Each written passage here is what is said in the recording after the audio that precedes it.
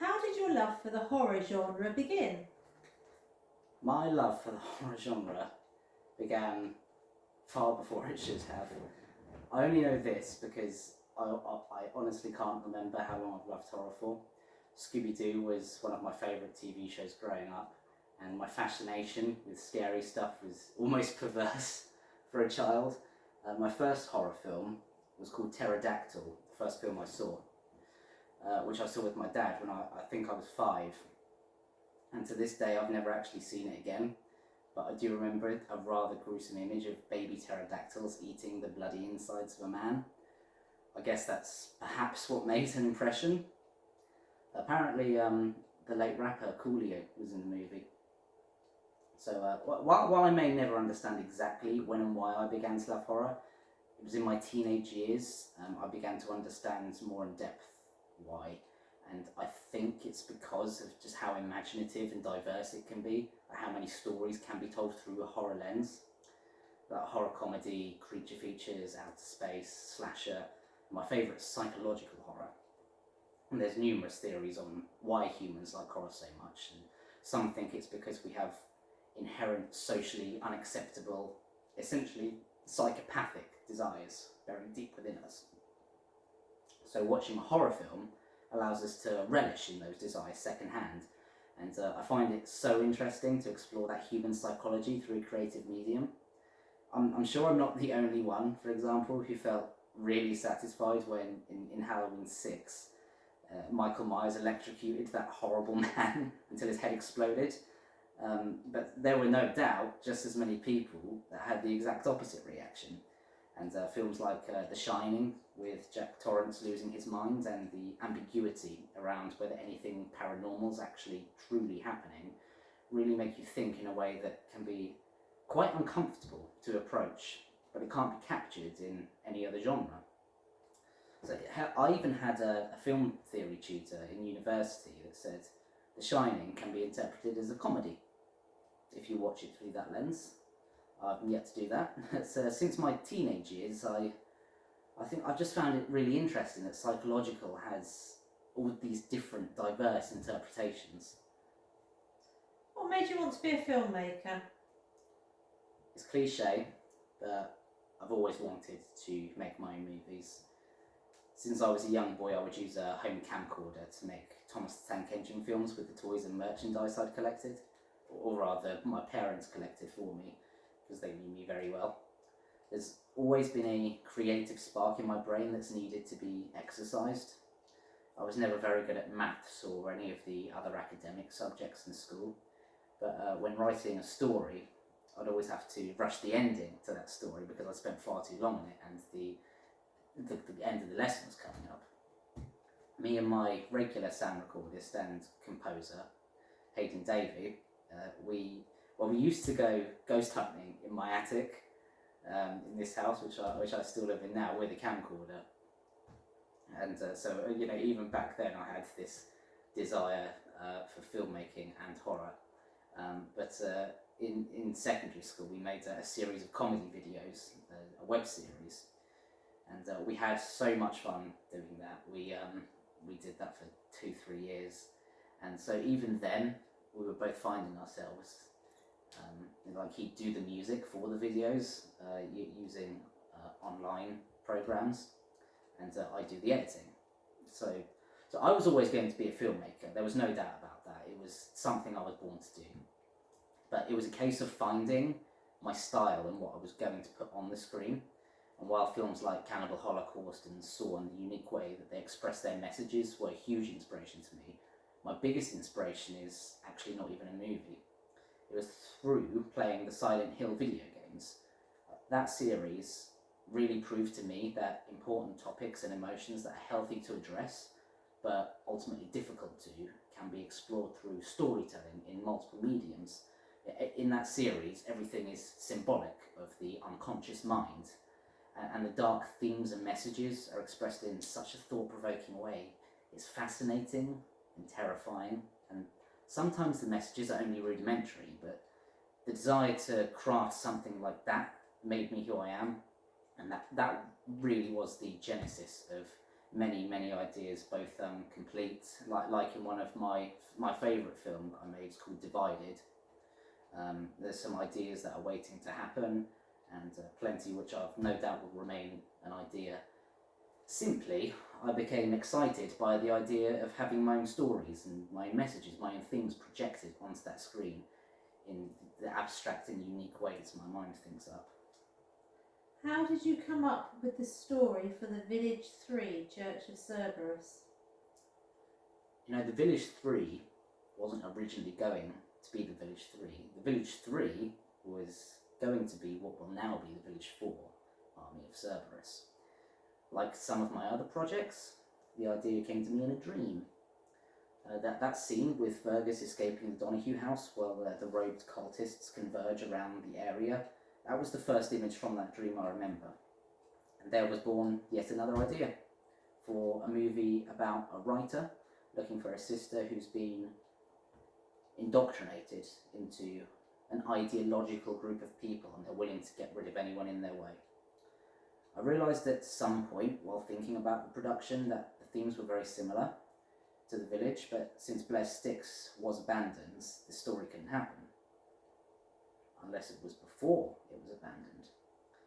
So my first idea for the flashbacks in the Village 2 was that there'd be more of them, and they'd essentially take up about 50% of that film, and so it would be both a sequel and a prequel.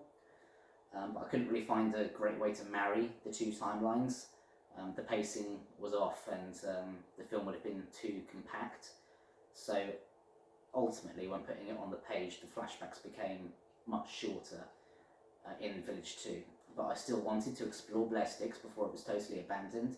So this new movie became the prequel to The Village, where I could explore Blair Sticks before it was abandoned in its own movie without competing for screen time.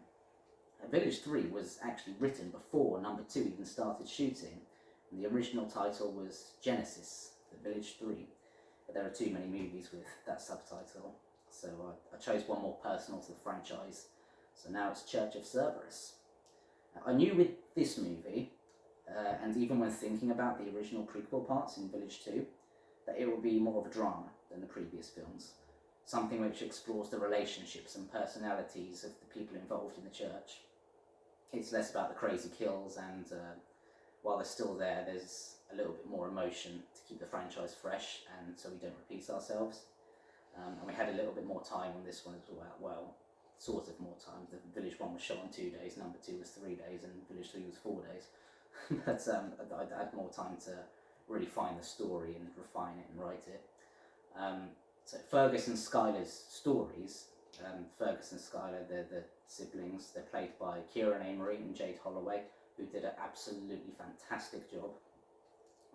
That story was written to be very personal and relatable, and because the village wasn't abandoned yet, we also needed a new threat because the hounds aren't running rampant.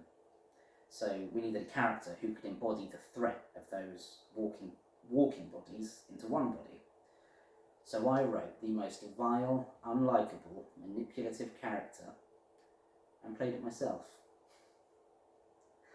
No, I was never supposed to be in it, but we couldn't find anyone to play the character during casting. And I thought, when it was getting close to shooting time, I can have fun with this character, you know. He's mad, layered, superpowers, which everyone wants to be. So I ended up playing it myself and having my debut in the Village franchise. The rivalry between Officer Redfield and Fergus became the new jeopardy in the movie, if you like, as opposed to the hounds themselves. What has been the most challenging and the most rewarding while filming your projects? The most challenging part about filming the projects is trying to work out how we're going to do all of these crazy things with no bloody money. Like, I always write before I think, and on purpose. I don't think about budget so as to not limit myself, knowing that myself and the creative team will somehow find a way to manage it. Like when I wrote a car chase without having a car or driver's license. I've got one now, but you know, back then I don't think I was even old enough to drive. But I'm glad that all the films are made for next to nothing really, because it forces you to be creative. Like some of the most famous horror films that have ever been made are made on micro budgets, like Blair Witch Project, Paranormal Activity, and even the iconic Michael Myers mask was just a William Shatner mask. They got it for cheap, cut the eyes out, and spray painted it white. And it's one of the most iconic images in horror film history. So I don't think you need money to make anything good. And it's been so rewarding seeing the final products there on screen after the crew have worked so hard within such restricted budgets. Like we're talking, like I don't think I've ever spent more than £500 on a movie. So the most rewarding part really is the thought that something you started has opened doors for many people. It's given them something for their showreel. It's given them filmmaking experience. And especially with the first two Village films, we had child actors in the lead. You feel a real sense of accomplishment knowing you've made them happy, seeing themselves and seeing something they helped create on screen and recognised in festivals all over the world. Please tell us which horror movies are currently your favourites. My favourite horror movie of all time is The Descent, directed by Neil Marshall. Now, I saw that when I was like 9, and the realism of that movie is such that I still genuinely believe that those creatures could exist somewhere in the unexplored depths of Earth. There was I think it was Eastleigh Film Festival, they showed it in a woods, in an outdoor screening not too long ago. That was fantastic. I dragged my friend James along to that. He pretended not to be scared, but he was. We all know it. But the psychology within that movie is brilliant. It's not just about the monsters, it's about the breakdown of relationships and real human emotion when faced with primal, perilous situations we no longer have to deal with in our advanced technological world. Cannibal Holocaust by Ruggiero Deodato is another one of my favourites. It's a genuinely disturbing movie that it really makes you question our modern world, and that even though it was made in the 1980s, it's still akin to now, and the controversy that still surrounds that film, it just makes its meaning much more interesting. The last line of that film, before that contrastingly beautiful score by Riz Ortolani begins, will forever stick with me. Fun fact, I met Deodato along with one of the stars, Francesca Ciardi, at Comic-Con a few years ago, and he looked at me concerned, and he asked, "How old are you?" Because I told him that Cannibal Holocaust was one of my favourite films. I think I was 19 or 20 at the time, and that made him relax a bit. Don't tell him I saw it much younger than that. But it was truly great to meet them, and Francesca said she'd come to the premiere of one of my movies one day too, so if you're somehow watching this, Francesca, or reading this, you're still very much invited. Other favourites include It Follows by David Robert Mitchell, very unique art house film. I did a few essays on that in college and university.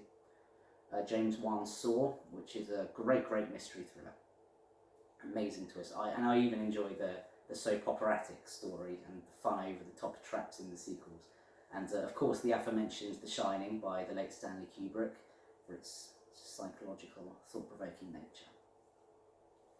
Thank you so much to Sarah and Sarah of Horror Film Festival for giving me the opportunity to ramble on about my movies and Village 3, Church of Cerberus, and movies that I like.